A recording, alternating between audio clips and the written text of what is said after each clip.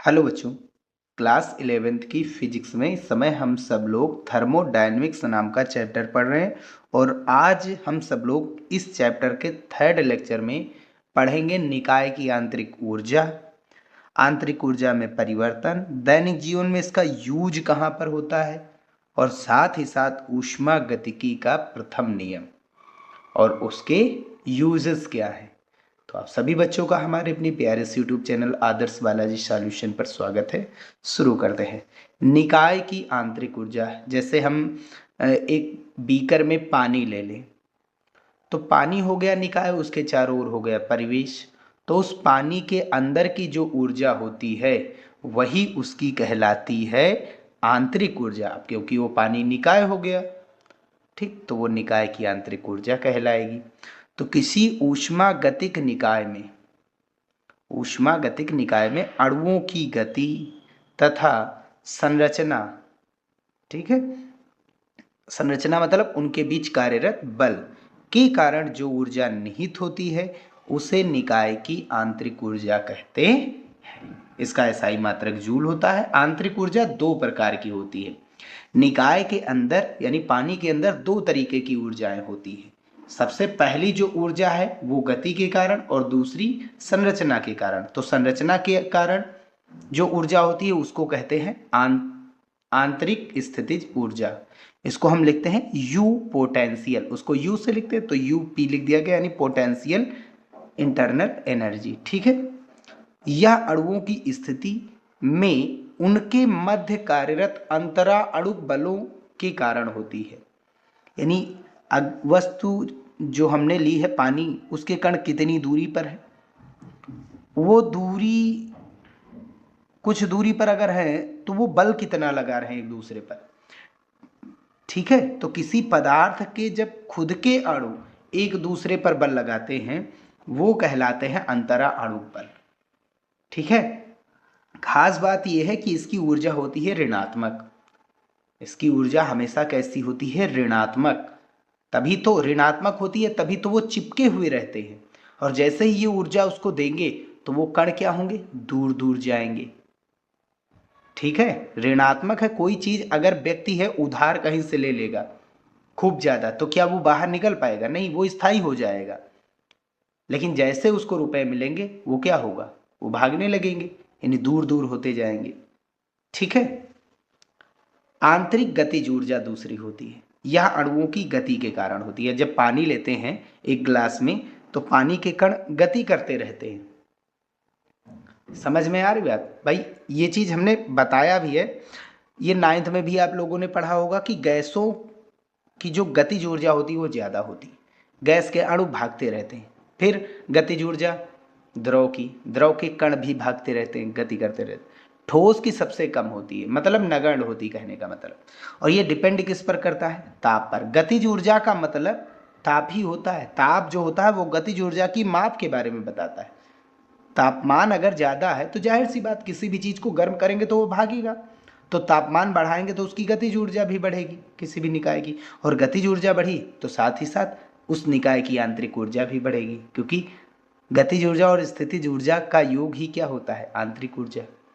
तो निकाय की आंतरिक ऊर्जा दो भागों में होती है, पहला स्थितिज ऊर्जा में और दूसरा गतिज ऊर्जा में। कुछ और हम बताते हैं यहाँ पर, वो चीज समझिए पहले। ये बहुत बेहतरीन चीज है, नोट में हमने लिखा है निकाय से या निकाय से संबद्ध आंतरिक गतिज ऊर्जा अणुओं तथा परमाणुओं में होने वाली गति के प्रकार पर निर्भर करती है। यानी कि कोई भी निकाय के जो कण हैं वो कैसी गति करते हैं उस पर निर्भर करती है ये आंतरिक गतिज ऊर्जा, जो भिन्न भिन्न प्रकार की हो सकती है। जैसे स्थानांतरीय गतिज ऊर्जा, अगर कण स्थानांतरीय गति कर रहे हैं तो स्थानांतरीय गतिज ऊर्जा होगी। कण अगर घूम रहे, घूर्णन कर रहे हैं तो इसका मतलब उसके पास घूर्णन गतिज ऊर्जा होगी। और अगर कण कंपन कर रहे हैं, इधर उधर अपनी माध्य स्थिति के इधर उधर गति कर रहे हैं तो वो कंपन गतिज ऊर्जा होगी, इत्यादि। ये तीन होती है। तो स्थानांतरीय जब एक सरल रेखा में गति करे, और किसी अक्ष के परितः अगर ये घूम रहे हैं, गति कर रहे हैं, जैसे लट्टू की गति होती है तो वो घूर्णन गति करेंगे।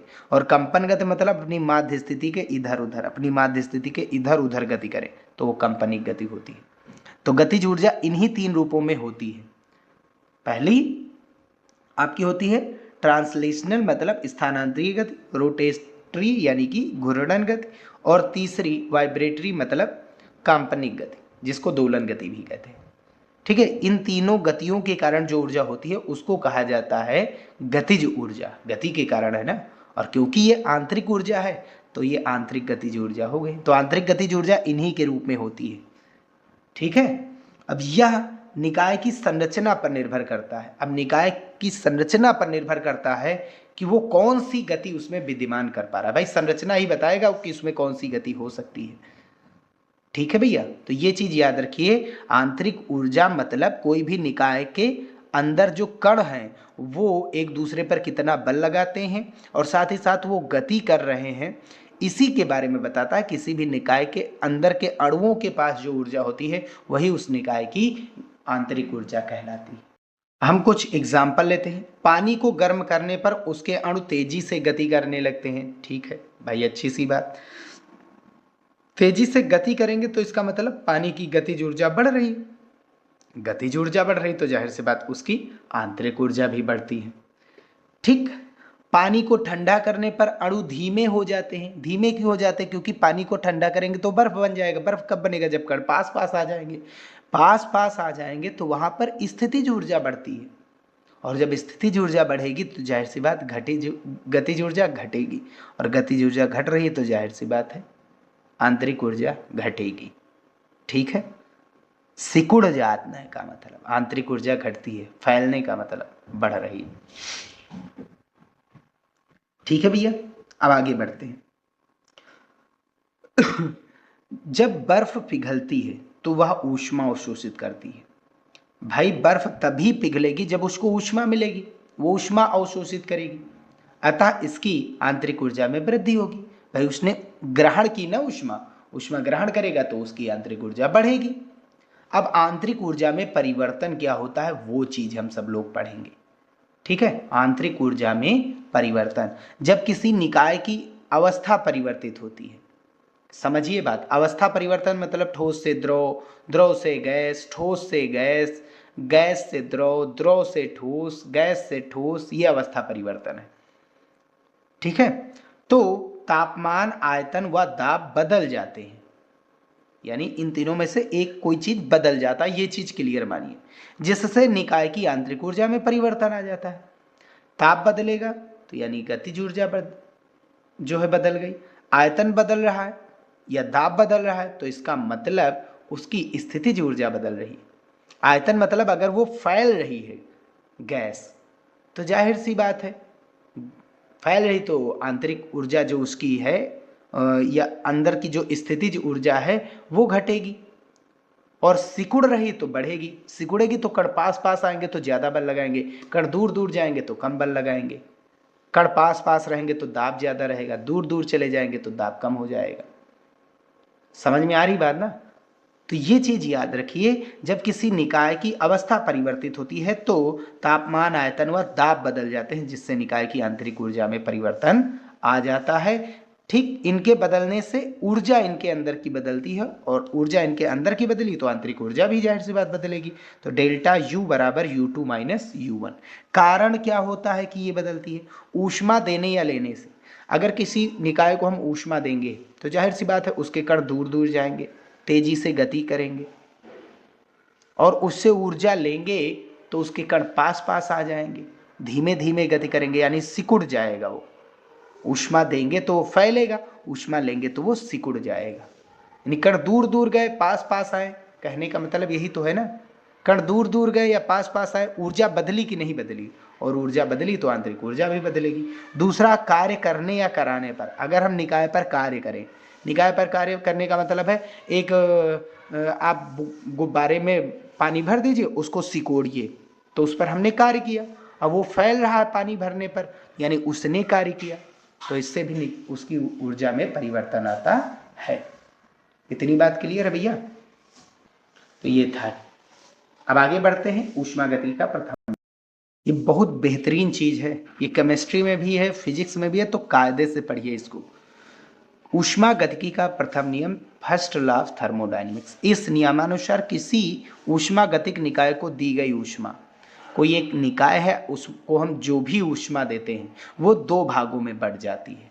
पहला, निकाय की आंतरिक ऊर्जा में वृद्धि, यानी कण गति करने लगेंगे। अरे भाई ऊष्मा देंगे, ऊष्मा देने का मतलब उसको गर्म कर रहे हैं, भाई जाहिर सी बात गर्म कर रहे हैं या सूर्य का प्रकाश डाल रहे हैं, कुछ कर रहे हैं ना, तो उसके कण क्या करेंगे, गति करेंगे, ठीक है। और दूसरा, निकाय द्वारा किए गए कार्य में, कार्य कब होगा, जब गैस फैलती है और बाहर दबाव डालती है। भाई गैस फैलेगी तो बाहरी हिस्सों पर, दीवारों पर क्या डालेगी, दबाव, तो इसका मतलब उसने कुछ कार्य किया। कण गति करेंगे, पहला चीज तो ये हुआ।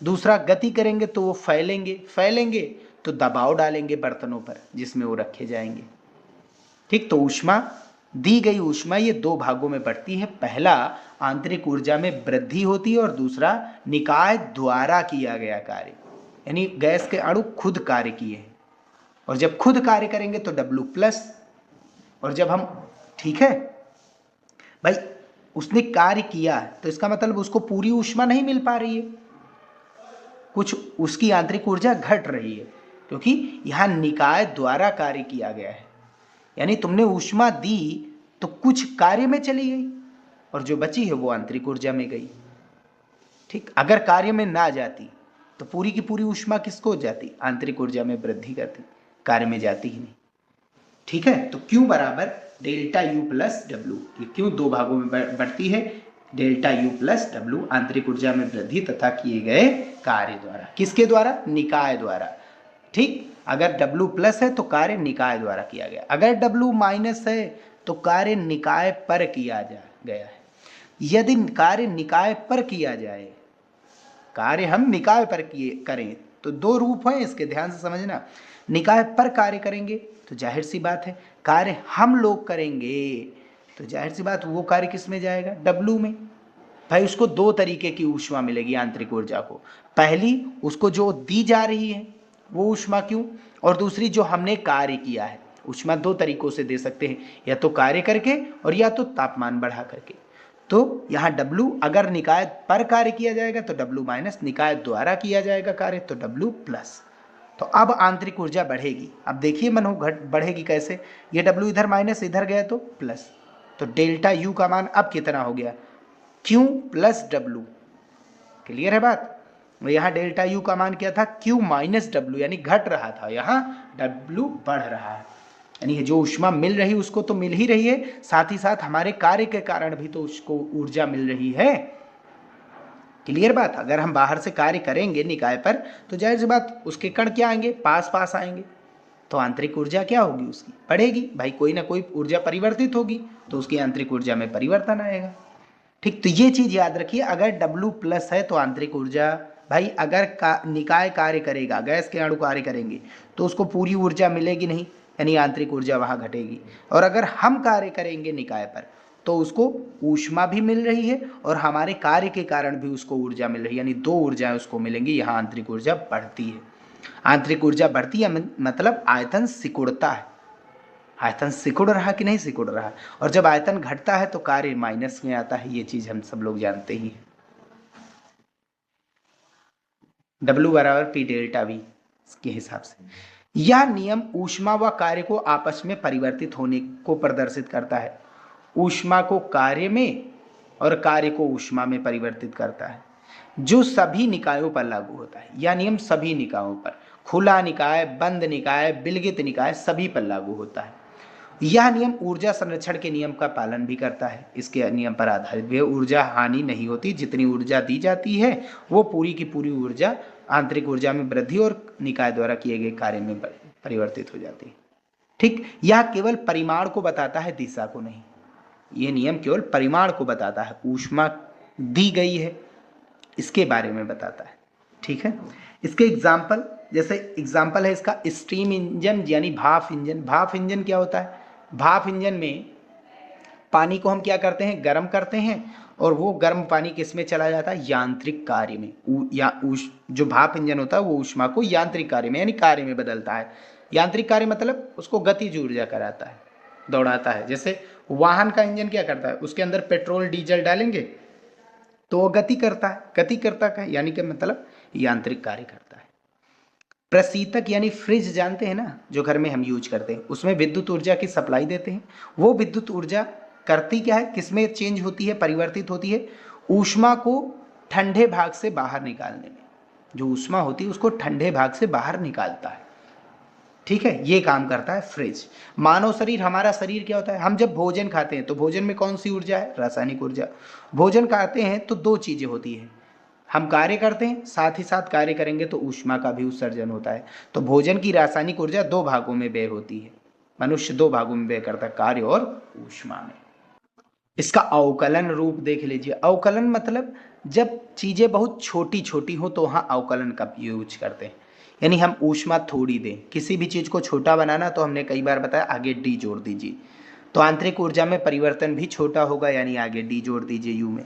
कार्य भी, निकाय के अणु कार्य भी कम करेंगे तो यानी डब्लू भी छोटा होगा, तो डी क्यू बराबर D you plus D W, ये इसका अवकलन रूप है। अगर डी जुड़ा है यानी कि ये बहुत छोटी छोटी चीजों में हो रहा है मान, बहुत छोटी छोटी चीजों में होगा तो डी का प्रयोग करते हैं, ठीक है, बाकी डेल्टा का नहीं तो यूज करते हैं।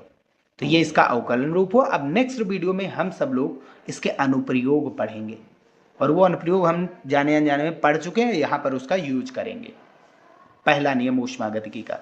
तो मिलते हैं फिर भैया नेक्स्ट वीडियो में। वीडियो पसंद आया उसे लाइक और चैनल पर नए हो सब्सक्राइब जरूर करके जाइएगा, ठीक है। अब न्यूमेरिकल भी जल्दी से स्टार्ट होगा।